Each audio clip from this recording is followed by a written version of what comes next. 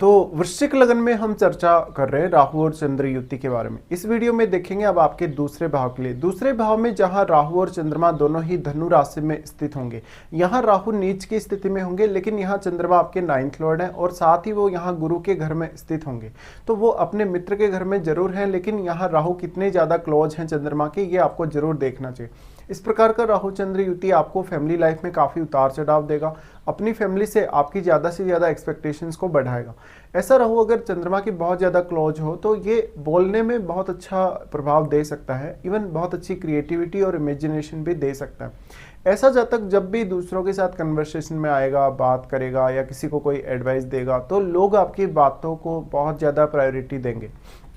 राहु चंद्र का ये युति आपको बहुत सारे इनकम सोर्सेज दे सकता है, साथ ही धन संपत्ति को लेकर एक अच्छी स्थिति दे सकता है, लेकिन उतार चढ़ाव बहुत ज्यादा रहने और कभी कभी आपकी लालची प्रवृत्ति होने की वजह से आप कभी बहुत बड़ा नुकसान भी करेंगे। यहाँ पे अब जुपिटर का अच्छा होना बहुत ज्यादा जरूरी है आपके चार्ट में। इसके साथ साथ यहाँ क्योंकि नवम भाव के स्वामी है चंद्रमा, तो चंद्रमा के साथ यहाँ कोई भी अन्य ग्रह अगर स्थित है, अगर वो एक यहाँ पे चंद्रमा का मित्र ग्रह हो तो ज्यादा अच्छा रह सकता है। बट राहु यहाँ है तो राहु जितने ज्यादा चंद्रमा के क्लोज होंगे उतना ही ज्यादा आपकी मानसिक प्रवृत्ति, आपकी सोचने समझने की क्षमता, निर्णय लेने की क्षमता को प्रभावित करेंगे। अब यहाँ पे जातक अपनी फैमिली से जितना ज़्यादा इमोशनली अटैच होगा, जितना ज़्यादा वो अपनी फैमिली से होप्स लगाएगा, उतना ज़्यादा उसको प्रॉब्लम आएगा। लेकिन यहाँ आपको अपने रिश्तों को लेकर हमेशा प्रैक्टिकल रहना होगा। जातक कभी कभी धन संपत्ति के लिए बहुत ज़्यादा लालची दिख सकता है। ऐसा जातक अगर कोई भी प्रकार का ऐसा काम करे जहां पर वो अपनी इमेजिनेशन या क्रिएटिविटी का अच्छा इस्तेमाल कर सकता हो, इवन अपने किसी भी प्रकार के करियर में, तो जातक बहुत अच्छे से काम कर पाएगा। साथ ही साथ ये कंजक्शन आपको नेम फेम भी बहुत अच्छा दिला सकता है। ये कंजक्शन मेनली आपका जो तरीका है, जो आपकी सोच है पैसे को लेके, फैमिली को लेके, धन को लेके, उसको काफ़ी ज़्यादा प्रभावित करेगा। तो यहाँ जितना ज़्यादा आप ऑब्सेशन में रहेंगे, इमोशनली प्रॉब्लम्स में आप रहेंगे ही रहेंगे। कहीं ना कहीं आपको अपने इमोशंस को ही सबसे पहले कंट्रोल करना होगा। अगर यहाँ किसी फायरी प्लैनेट का प्रभाव है तो आपके इमोशंस और भी ज़्यादा स्ट्रांग होंगे। और वैसे आप मंगल से संचालित होते हैं, मंगल से संचालित होने की वजह से मंगल के जो गुण हैं आप में ऑलरेडी हैं, नेचुरली आपके अंदर मंगल के जो गुण हैं वो समाहित हैं, इसलिए एग्रेशन आप में ऑलरेडी है। तो यहाँ आप किस तरीके से कंट्रोल कर सकते हैं इस स्थिति को। अब देखिए यहाँ इस हाउस के जो लॉर्ड हैं वो बृहस्पति हैं, लेकिन अगर बृहस्पति का ही कोई मित्र ग्रह अगर इस हाउस में बैठेगा तो वो चंद्रमा को सबसे ज़्यादा प्रभावित कर पाएगा, क्योंकि ऑलरेडी राहु चंद्रमा को यहाँ प्रभावित कर ही रहे। लेकिन राहु के साथ बैठे हुए ग्रह को राहु काफ़ी ज़्यादा मल्टीप्लाई करेंगे, जिससे वो ग्रह यहाँ चंद्रमा पर अपना बहुत स्ट्रॉन्ग इम्पैक्ट डालेगा। तो कहीं ना कहीं अब उस ग्रह का रोल आपकी अर्निंग्स में, आपकी फैमिली लाइफ में या आपकी लाइफ स्टाइल में बहुत बड़ा हो सकता है। साथ ही साथ आपको लगातार लाइफ में कुछ ना कुछ ऐसे बड़े चेंजेस अपनी अर्निंग्स को लेके, पैसे को लेके या फैमिली को लेके देखने में आते रहेंगे। हमेशा ही जो जातक रहेगा कहीं ना कहीं फैमिली के प्रति ज्यादा ऑब्सेस्ड नजर आएगा। यहाँ पे चंद्रमा अब 9th लॉर्ड है। 9th लॉर्ड होने के केस में कहीं ना कहीं जातक का लक अवश्य ही साथ देगा उसकी फैमिली लाइफ और उसकी अर्निंग्स में। लेकिन ऐसा जातक अपनी फैमिली के साथ घूमना फिरना ज़्यादा पसंद करेगा, इवन बहुत लंबी लंबी वो ट्रेवल करेगा, हो सकता है वो विदेश यात्रा भी करे। ऐसा जो कंजक्शन है वो आपके कैरियर को सबसे ज़्यादा प्रभावित करेगा। अगर हम याद करें अगर दृष्टियों के अकॉर्डिंग इस कंजक्शन को, तो कहीं ना कहीं ये राहु का जो सबसे पहले दृष्टि पड़ेगा वो यहाँ पे 6th हाउस पे ही पड़ेगा। 6th हाउस पे जो दृष्टि है वो आपकी रूटीन वर्क को सबसे ज़्यादा प्रभावित करेगा। और क्योंकि चंद्रमा साथ हैं तो आपको अपने रूटीन वर्क के लिए बहुत मेहनत करनी पड़ सकती है। आपके लिए कोई भी प्रकार का काम करना उतना ईजी नहीं होगा, क्योंकि आप काम करने के प्रति बहुत ज़्यादा ऑब्सेस्ड भी होंगे, आपकी थिंकिंग भी बहुत ही हाई लेवल की होगी।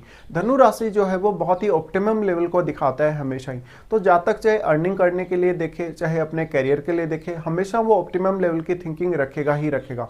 और क्योंकि आपके पास ऑलरेडी फायर पावर है इतनी ज़्यादा, तो आप एग्रेशन में रहेंगे। यहाँ पे राहु का दृष्टि जो आपके 6th हाउस पे पड़ रहा है, उस वजह से आपके लिए आपके कलीग्स और आपके बॉस के साथ अच्छे रिलेशंस रखना आसान नहीं होने वाला है। तो यहाँ पे आपको देखना होगा 6th हाउस में भी अगर आपके कोई भी प्लेनेट बैठा है तो वो प्लेनेट आपके रूटीन वर्क पे, आपकी डेली लाइफ पे बहुत ज़्यादा प्रभाव डाल पाएगा। साथ ही साथ वो प्लेनेट वास्तव में किस हाउस का स्वामी है, किस प्रकार का वो प्लेनेट है, एक फायरी प्लेनेट है या वो नहीं है। अगर कोई भी फायरी प्लेनेट यहाँ बैठा होगा तो निश्चित तौर पे वो आपको हेल्प जरूर करेगा आपके रूटीन वर्क और आपकी डेली लाइफ में, लेकिन वो ग्रह यहाँ आपको और भी ज़्यादा एग्रेसिव बनाएगा। अब देखिए जो आपका 6th हाउस है वो क्योंकि अब मंगल का ही घर है, मंगल का घर होने से यहाँ मंगल बहुत ज़्यादा इंपॉर्टेंट हो जाते हैं आपके लिए। और क्योंकि मंगल आपके लग्नेश भी हैं, तो राहु का जो दृष्टि पड़ रहा है, कुछ हद तक आप यहाँ अपनी रूटीन वर्क को अच्छे से हैंडल कर सकेंगे। आप अपना जो भी कोई प्रॉब्लम आ रहा है 6th हाउस से रिलेटेड, उसको अच्छे से देख सकेंगे, समझ सकेंगे। लेकिन यहाँ पर आपके लिए कोई भी कंपटीशन वगैरह फाइट करना, कोई भी प्रतियोगिता में शामिल होना थोड़ा आसान होने वाला है। लेकिन स्ट्रगल शुरुआत में काफ़ी ज़्यादा रहेगा कैरियर को लेकर। फिर राहु और चंद्रमा दोनों ही दृष्टि डालेंगे आपके अष्टम पे। अष्टम पे जब दृष्टि डालें तो यहाँ आपको ये समझना होगा कि यहाँ ऑलरेडी क्योंकि केतु स्थित होंगे, तो यहाँ केतु इस हाउस की जो क्वालिटीज़ हैं उनको कम करने का काम कर रहे हैं। और केतु के साथ अगर कोई ग्रह बैठा है तो केतु उस ग्रह की एनर्जी को भी कम कर रहे हैं, एब्जॉर्ब कर रहे हैं।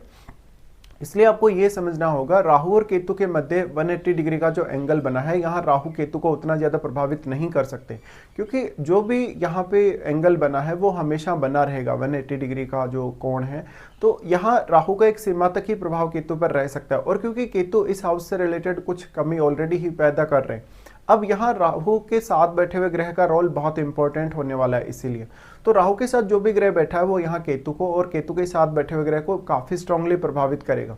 इसके साथ साथ क्योंकि अब राहु और चंद्रमा दोनों ही अष्टम पे दृष्टि डाल रहे हैं, तो ये किसी भी विषय में बहुत गंभीरता से सोचने समझने या अपने लिए कुछ पैसिव इनकम सोर्स बनाने, उस मामले में बहुत अच्छा रह सकता है। लेकिन आपके इमोशंस को काफी उतार चढ़ाव देगा ये कंजक्शन। अब यहाँ पे डिपेंड करता है, अष्टम में अगर कोई भी ग्रह बैठा है तो वो अगर एक फायरी प्लैनेट है तो इसका जो प्रभाव है वो आपकी मैरिड लाइफ पर काफ़ी नेगेटिव पड़ सकता है। क्योंकि फायरी प्लैनेट अगर केतु के साथ बैठेगा तो ज़्यादा विस्फोटक स्थिति बनेगी। और यहाँ पे क्योंकि जो साइन है अब वो बुध का साइन है, और यहाँ पे काफ़ी ज़्यादा आपको कन्फ्यूजन भी रहेगा ड्युअलिटी होने की वजह से। और क्योंकि वास्तव में राहु और चंद्र का युति भी एक ड्युअल साइन में ही है, तो यहाँ आपको अपने कन्फ्यूजन को दूर करना होगा, साथ ही आपको ज़्यादा से ज़्यादा रियलिस्टिक ही रहना होगा। इस प्रकार से राहु और चंद्रमा आपको कोई भी विषय को एक्सप्लोर करने की अच्छी क्षमता प्रदान कर सकते हैं। तो राहु चंद्रमा आपके लिए कहीं ना कहीं आपके हायर एजुकेशन में बहुत बड़ा योगदान कर सकते हैं। लेकिन आपका रिलेशनशिप जो आपके पार्टनर के साथ होगा या इवन पार्टनर की फैमिली के साथ होगा, कभी कभी बहुत ज़्यादा हिडन होगा, कभी कभी आपकी उनसे जो एक्सपेक्टेशन है वो पूरी नहीं हो पाएंगी। तो यहाँ थोड़े बहुत मतभेद भी क्रिएट हो सकते हैं।